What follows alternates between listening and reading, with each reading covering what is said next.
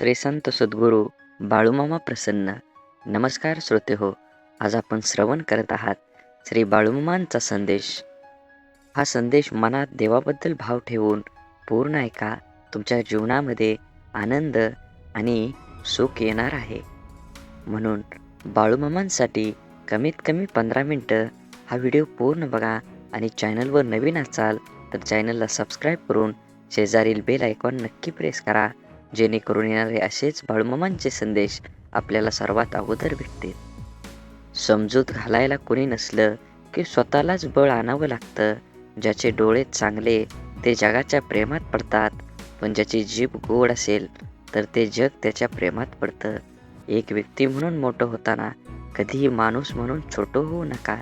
लागलेली भूक, फाटलेला किस्सा, तुटलेलं मन आणि मिळालेली वागणूक आयुष्य जगण्याची कला शिकवते. रेल्वेचे रूळ हजारो किलोमीटर अंतर साथ साथ चालतात, पण ते जवळ मात्र कधीच येत नाहीत. याचप्रमाणे कोणी स्वतःचं अस्तित्व विसरल्याशिवाय त्याला दुसऱ्याची एकरूप होताच येत नाही, हेही तितकंच खरं. बाळूमामांचा संदेश पाहून दुर्लक्ष करू नका. हा संदेश खूप सकारात्मक आणि चांगल्या आयुष्याला वळण देणारा आहे. हा संदेश तुम्ही जर उघडला असेल तर शेवटपर्यंत नक्की ऐका, जेणेकरून बाळूमामांची कृपा तुमच्यावर आणि तुमच्या कुटुंबावर अखंड राहील आणि तुमच्या जीवनात एक असं वळण येईल की तुम्ही तुमच्या जीवनाचं आपूट पूर्ण आयुष्य बदलून टाकचाल. कारण चांगले विचार आणि चांगली संगत माणसाला नेहमीच यशाच्या शिखरावर नेऊन पोचवतं. असेच बाळूमामांचे संदेश आपल्यापर्यंत पोहोचण्यासाठी पहिल्यांदा व्हिडिओला लाईक करा.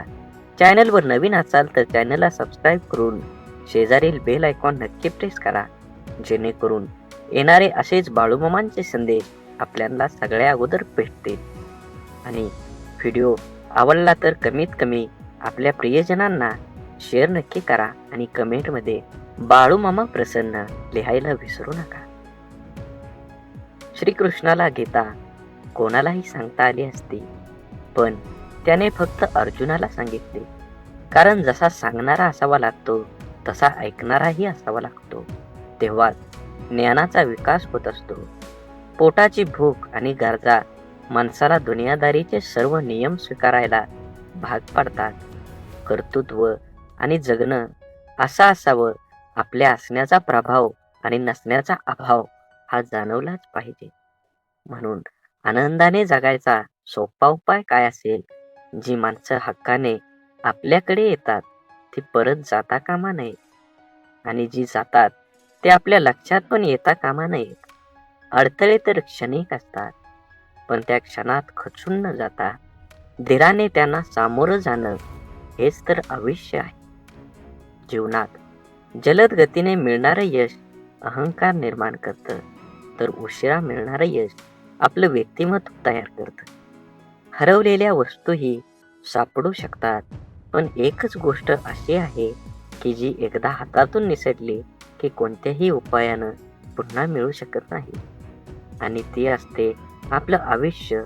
म्हणूनच मनसोक्त जगा, पण शेवटी लक्षात ठेवा, माणुसकी धर्म हा कधीही सोडू नका. काटा जरी काट्यासारखा वागला तरी फुलानं आपलं फुलणं सोडायचं नसतं. जीवनाचं रस्तं खडतर असलं तरी रस्ता बदलून का होईना, परंतु चालणं सोडायचं नसतं. एखाद्या अडचणीत माणूस कामाला आला नाही म्हणून एकदा जोडलेलं नातं लगेच तोडायचं नसतं. हीच खरी मैत्री आणि हीच खरी नाती. जोडलेलं जपायला जमलं आणि जगणं जमलं हे आयुष्य एकदम सोपं होऊन जातं. परकेपणाच्या दुरावावर आपुलकीची फुंकर घातली ना की दुरावलेली नाती जवळ येण्यास वेळ लागत नाही. सोडून दिलेल्या भावना ह्या विरघळलेल्या चॉकलेट सारख्या असतात. फ्रीजमध्ये ठेवल्यानंतरही पुन्हा पहिल्यासारख्या आकार घेत नाही.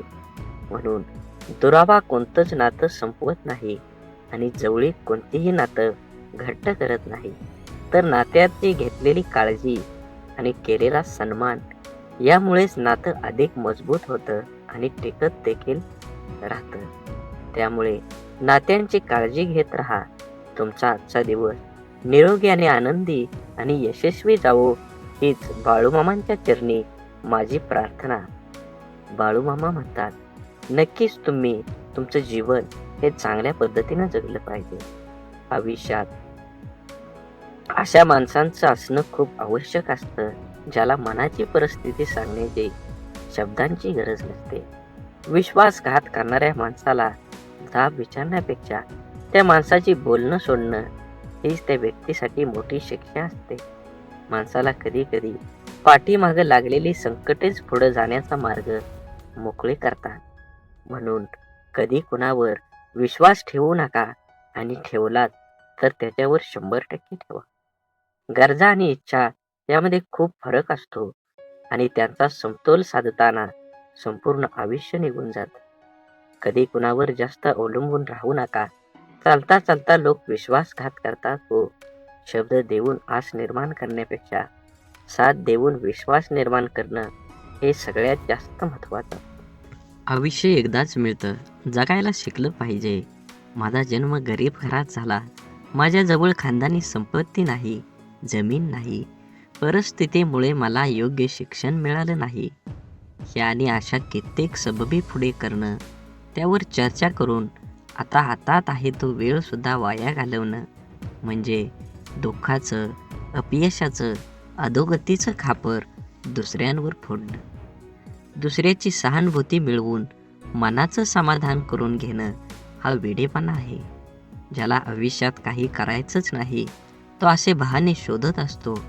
ज्याला आयुष्यात काही मिळवायचं आहे, फक्त जगायचं नाही तर आनंदानं जगायचं आहे, तो कारण न सांगता आहे त्या परिस्थितीत आजूबाजूला लपलेल्या संधी शोधतो.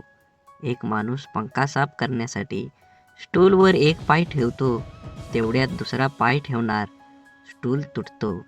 तो माणूस वैतागतो, चिडचिड करतो, पण त्याची बायको म्हणते, तुमचं नशीब खरंच खूप चांगलं आहे, स्टूलवर चढल्यावर नाही तुटला, नाहीतर स्टूल बरोबर तुमचाही पाय तुटला असता. घटना एकच आहे, पण दृष्टिकोन दोन आहेत. विचारांची दिशा बदलली की दुःख, अपयश जीवनात जिंकायला, आनंदाने जगायला शिकवतात. म्हणून जगणं निरंतरक म्हणतो तो बेमान आहे. हवं ते घेता आलं पाहिजे. आयुष्य हे खूप मोठं दुकान आहे. आयुष्यात काय मिळवायचं आणि काय सोडून द्यायचं हे ठरवता आलं की जगणं कसं सोपं होतं. आयुष्यात आपल्याला जे नको असतं, जे आपण अगदी निग्रहाने टाळत असतो, तेच पुन्हा पुन्हा आपल्या पुढं येतं असं होतं का? कारण जे आपल्याला नको असतं तिकडे आपण नको तितकं लक्ष देतो, त्या गोष्टींना आपण नको तितकं महत्त्व देतो. जे आपल्याला नको असतं त्या गोष्टींना विरोध, प्रतिकार करण्यात, त्या गोष्टींचा तिरस्कार करताना चिडचिड करत आपण आपली शक्ती वाया घालवतो, आणि हवं ते मिळवण्याकडे लक्ष द्यायला आपल्याकडे वेळ आणि शक्ती उरत नाही. ज्या गोष्टी आपल्याला आवडत नाहीत, नको वाटतात, त्यांच्याकडे जास्त लक्ष देऊ नये. हे असंच का, ते तसंच का असा विचार करण्यात, तक्रारी करण्यात दंग राहू नये.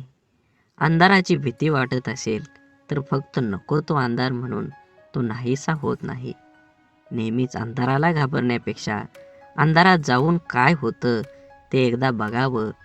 भीती, भय वाटलं तर ते सहन करावं, आणि एकदाच त्या भयातून मोकळं व्हावं. नसलेल्या भूतांची भीती कायम सोबत बाळगण्यापेक्षा मनावरच्या भीतीची भूत उतरवण्याचा प्रयत्न करावा. म्हणून दुःख, राग ठसठसणाऱ्या जखमेसारखे असतात. सकारात्मकतेने त्याचा पूर्ण निचरा केल्याशिवाय ते बरे होत नाहीत. आपल्या मनाविरुद्ध काही गोष्टी जेव्हा घडतात तेव्हा आपल्याला राग येतो, दुःख होतं. आपल्याला राग, आपला दुःख प्रत्येकजण आपल्या परीने पचवण्याचा, व्यक्त करण्याचा प्रयत्न करत असतो. काही जण अशा दुःखद परिस्थितीतही, मनस्थितीतही सकारात्मक विचार, कृती करतात. आपलं काय चुकलं याचं आत्मपरीक्षण करतात. निसर्गाच्या, ईश्वराच्या सानिध्यात जाऊन शांत राहतात. कोणी आपल्या दुःखाचं सुंदर कविता करतं. काही जण आपल्या मनातल्या भावना पेपरवर उतरवतात आणि मनाला मोकळं करतात. पण नकारात्मक विचार करणारे लोक सैरभैर होतात. आपल्या दुःखाचं खापर दुसऱ्यावर फोडत बसतात. आपल्यावर कसा अन्याय झाला आहे याचं प्रदर्शन करण्यासाठी स्वतःला व्यसनात बुडवून घेतात आणि स्वतःचा त्रास आणखी वाढवतात. आयुष्यात चांगल्या गोष्टी न बघता न मिळालेल्या गोष्टींकडेच लक्ष दिल्याने जीवनात नैराश्य येतं, मन उदास होतं, आपल्या क्षमतेवरचा विश्वास उडतो. जगण्यातले छोटे मोठे इतर आनंदही माणसाला घेता येत नाही. आयुष्यात आपल्याला हवं ते मिळण्याचे असंख्य अगणित मार्ग आणि पर्याय असतात. आयुष्यात काही मिळवायचं असेल, आनंदात जगायचं असेल तर आयुष्याचं मोल जाणून घ्यावं लागतं. स्वतःची किंमत ओळखता यावी लागते. स्वतःच्या क्षमतेवर, योग्यतेवर विश्वास असावा लागतो. जीवनात यश हवं असेल आणि आनंदी जीवन जगायचं असेल तर आपली मानसिकता ही सकारात्मक असायला हवी. जग जसं आहे तसे ते सर्वांना सारखंच आहे. आपल्यासाठी वेगळं व इतर लोकांसाठी वेगळं नाही. दुःख, अपयशी व्यक्ती या जगातच राहतात आणि सुखी, यशस्वी व्यक्ती ही या जगातच राहतात. मग हा जो बदल आहे तो फक्त आणि फक्त आपल्या मनोवृत्तीचा आहे. जीवनात घडणाऱ्या घटकांकडे, आपल्या समोर आलेल्या आव्हानांकडे बघण्याची आपली मानसिकता यावर सर्व काही अवलंबून असतं. आपलं मन हे सुपीक जमिनीसारखं असतं. त्यात जे पीक हवं आहे त्याचं बीज जर नाही पेरलं तर नको असलेलं गवत आपोआप न पेरता मोठ्या प्रमाणात उगवायला लागतं. म्हणून ज्या गोष्टी आपल्याला हव्या आहेत त्याचंच बीज आपल्याला पेरता यायला हवं. ज्या प्रकारची माहिती आपण वाचतो, ऐकतो, बघतो त्याचप्रमाणे आपली मानसिकता तयार होत असते. म्हणून जीवनात चांगली माहिती वाचण्याची सवय मनाला लावणं हे खूप आवश्यक आहे. हे असं असावं, ते तसं पाहिजे अशा उणिवा काढून कुरकुर करत असण्यापेक्षा आपली मानसिकता सकारात्मक करून जीवनाचा पूर्णपणे आनंद घ्यायला हवा. जीवन हे क्षणभंगूर आहे. जीवन एकदाच मिळणार आहे. म्हणून जीवनाचा परिपूर्ण आनंद घ्या. परिस्थिती हाताळण्याचं कौशल्य असले की माणूस जीवनात हार मानत नाही. आपण ज्या परिस्थितीत आहोत, ज्या परिस्थितीत का आहोत याची अनेक कारणे आपण देऊ शकतो. कारण देणं सोपं असतं, कठीण असतं ते कुठलंही कारण न सांगता लढणं. कसं जगायचं याचं 2 मार्ग असतात. पहिला मार्ग म्हणजे परिस्थितीसमोर हार मानून सोडून देणं. दुसरा मार्ग म्हणजे काहीही कारण न सांगता लढत राहणं. एकदा 2 बेडूक रस्त्यानं उडत चालत होते. एकदम चक्रीवादळ आलं आणि त्या बेडकांना उचलून एका पातेल्यात टाकलं. त्या पातेल्यात दूध होतं आणि ते पातेलं होतं चुलीवर. दूध गरम असल्या कारणाने पहिला बेडूक म्हणतो, आता आपण बाहेर जाणं शक्य नाही, आता आपण मरलो. म्हणून त्यानं उड्या मारणं सोडून दिलं. पण दुसरा बेडूक अतिशय आशावादी होता. त्यानं त्या दुधामध्ये, त्या भांड्यात उड्या मारायला लागला. भरपूर वेळा उड्या मारल्या तरीही तो आशावादी असल्यामुळं बराच वेळ उड्या मारत राहिला. गुदमरून मारण्यापेक्षा स्वतःला सिद्ध करायला तो उड्याच मारत राहिला. त्या उड्या मारण्यानं एका माणसाचं त्या बगुल्याकडे लक्ष गेलं आणि त्या बेडकाला काढून त्यानं बाजूला केलं. या गोष्टीवरून अनेकदा आपल्या नियती अशाच परिस्थितीमध्ये आणून सोडून देते. त्या परिस्थितीत आपण रडत बसून जगायचं की प्रयत्न करून लढत परिस्थितीवर मात करून जिंकायचं? आनंदी जीवन, यशस्वी जीवन जगायचं हे आपलं आपणच ठरवायचं असतं. आपला सर्वात मोठा शत्रू म्हणजे भीती, भय. आपण जर इथलं राहिलो तर वाटेल तो आपल्याला दडपण्याचा प्रयत्न करेल. म्हणून माणसाने नेहमी निर्भय राहण्याचा प्रयत्न करावा. ज्या गोष्टीबद्दल आपल्याला मनात भीती निर्माण होते ती गोष्ट करण्यास आपलं हातपाय हिम्मत करत नाही. जी गोष्ट आपण सहज करू शकतो ती सुद्धा आपण संशय भीतीपोटी गमावून बसतो. रिकाम्या भीतीमुळे आपली शारीरिक व मानसिक दोन्ही क्षमता कमी होते. त्यामुळे आपण स्वतःवर दुःखी, कर्तव्यशून्य होतोच, पण त्याचबरोबर आपल्या सहवासातील व्यक्तींनाही नाउमेद करतो. जेव्हा आपण एखादी गोष्ट करण्याबाबत निश्चय दृढ करतो आणि त्यावेळेस आपले सहकारी बोलतात की मला नाही वाटत तू हे करू शकतो, मोठ्या मोठ्यांना जमलं नाही ते आपल्या सामान्यांना काय जमणार, तेव्हा यांना नाउमेद करणाऱ्या विचारांचा परिणाम आपल्या मनावर होऊ दिला नाही तर यश हे आपलंच असतं. निश्चयाची, निर्भयतेची, आपण करू शकतो या भावनेची शक्ती अफाट असतं. एकदा का मन निर्भय झालं की दुबळे अशक्त शरीरही अफाट कार्य करू शकतं. जिवंत असून पुतळ्याप्रमाणे जगण्यापेक्षा मेल्यानंतरही जिवंत राहिलो पाहिजे असे कर्तृत्व निर्माण करता आलं पाहिजे. जबाबदारी दैनंदिन जीवनातला खूप महत्त्वाचा शब्द. अगदी बालपणापासून जे जीवनाच्या शेवटपर्यंत सोबत असतो ती जबाबदारीच आपल्याला आयुष्यात जगायला शिकवते. जबाबदारीचं ओझं अंगावर पडलं की आपण हळूहळू मोठं व्हायला लागतो. सगळ्या गोष्टींची किंमत आपल्याला समजायला लागते. जेव्हा न कळत अचानक एखादी जबाबदारी आपल्यावर येते तेव्हा तिला सामोरं जाण्याचं सामर्थ्य आपल्यात कुठून येतं हे स्वतःला ही कधी कधी कळत नाही. कौटुंबिक, सामाजिक, भौतिक आणि वैयक्तिक अशा सगळ्या जबाबदाऱ्या आपण कळत न कळत पार पाडत असतो. काही जबाबदाऱ्या आपल्याला माहीत असतात त्यामुळे आपण त्याबद्दल विचार करून ठेवलेला असतो. परंतु जीवनात कधी कधी अचानक अनपेक्षित काही जबाबदाऱ्या आपल्या खांद्यावर येऊन पडतात.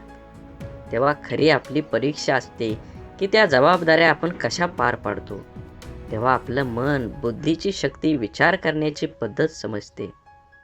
काळजी घेऊन, मन लावून, विश्वासाने एखादं काम पूर्ण म्हणजे आपली जबाबदारी स्वीकारणारे माणसं जीवनात कधीच हार मानत नाही.